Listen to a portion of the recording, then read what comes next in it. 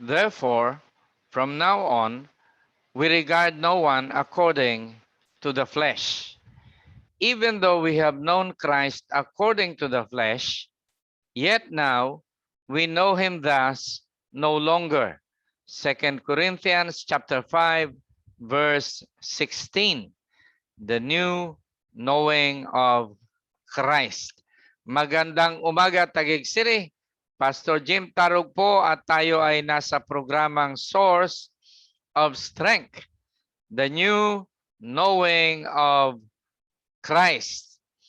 Ang sinulatan po rito ni Apostol Pablo ay ang mga mananampalataya sa Korinto, mga taong nagsuko ng buhay nila at kinilala ang Panginoong Hesukristo bilang kanilang tagapagligtas. So ang sinasabi ni Apostol Pablo, dahil doon, from now on, we regard no one according to the flesh. To regard means to contemplate, to consider, to look on. Titingnan na raw yung mga taga-Korinto o si Apostle Paul, dahil sila ay mga mananampalataya, hindi na nila titingnan ang isa't isa sang-ayon sa pagkakilala nila sa isa't isa sa laman. Kumbaga, parang hindi na as an individual person. Bakit?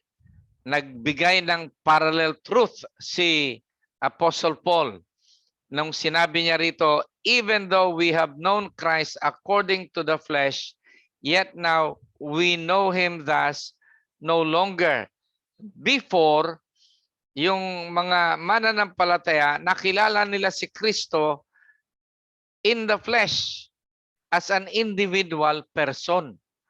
Pero ngayon, hindi na ganoon ang pagkakilala nila sa ating Panginoong Hesukristo. Ang sumunod na talata po dito sa 2 Corinthians chapter 5 verse 16 ay ang verse 17 na nagsasabi, if any man be in Christ, he is a new creation. In Christ. Dahil ang mga mananampalataya ay na kay Kristo, hindi na nila kinikilala si Kristo bilang isang individual na tao, kundi bilang isang corporate na tao. Dahil marami na ang na kay Kristo. Kung ikaw tinanggap mo si Kristo bilang iyong Panginoon, ikaw ay na kay Kristo. Ako, tinanggap ko na ang Panginoon, ako ay na kay Kristo. At marami pa ang tumanggap sa Panginoong Hesukristo at sila ay na kay Kristo. So, the new knowing of Christ now is to see Him as a corporate person. Hindi na isang individual na tao. Ang tawag ni Apostol Pablo sa corporate Christ sa Efeso ay the church. Na ang sabi ni Apostle Paul, the church is the fullness of Christ that fills all in all. So sa 1 Corinthians chapter 12 naman, tinatawag ni Apostol Pablo ang corporate Christ as the body. Maraming member pero isang katawan, maraming bahagi. The body of Christ. The church is the corporate Christ, the body of Christ. At ang church, ang fullness, kapuspusan, or completeness of Christ na siya namang pinupuspos ng Panginoon.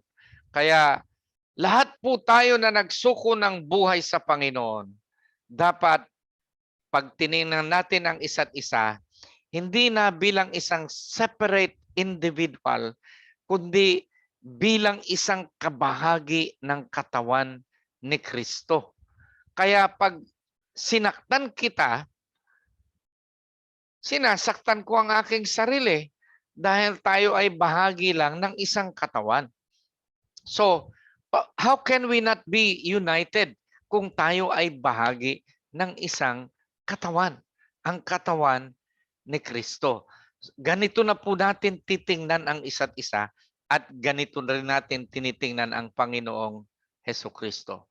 Pagka nag-manifest po ang totoong unity natin sa Panginoong Hesukristo, yung kapuspusan, yung kapangyarihan, yung kalakasan ng Diyos, ng Panginoon, malaya at masaganang dadaloy sa kanyang katawan.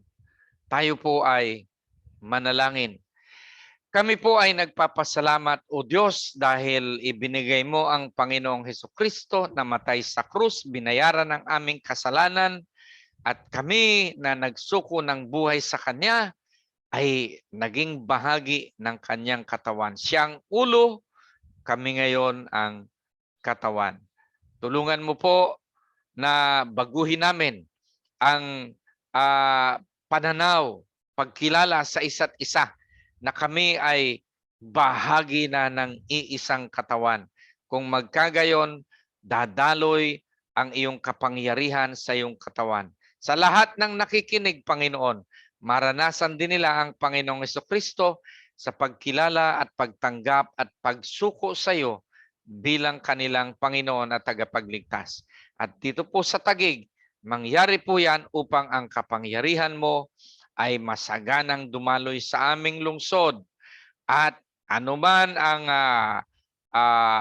ibinabato ng kaaway, pandemic o problema o anuman yan, dahil masagana ang presensya at kapangyarihan mong dumadaloy sa iyong katawan, iyan ay dagliang masusolusyonan. Pagpalain mo po ang aming Mayor Lino Cayetano, bigyan ng kalakasan, wisdom sa pangunguna sa aming lungsod, Panginoon. At ganun din po ang aming Vice Mayor Ading Cruz, ang aming mga konsehal, mga frontliners, mga kapulisan namin. Pagpalain mo, Lord God. At lahat po ng nanunungkulan sa pamahalaang lungsod. Ganon din, Panginoon, ang aming Congressman Alan Peter Cayetano, Congresswoman Lani, and Senator Pia. Bless them mightily, O God. At ang salamat po sa kanila dahil sa kanila ay patuloy na napagpapala ang Taguig. Sa iyo lang, Ama, ang kapurihan at kalwalhatian sa pangalan ni Jesus. Taguig City, tayo po ay pinagpala ng Panginoon. Amen. Amen. God bless you po.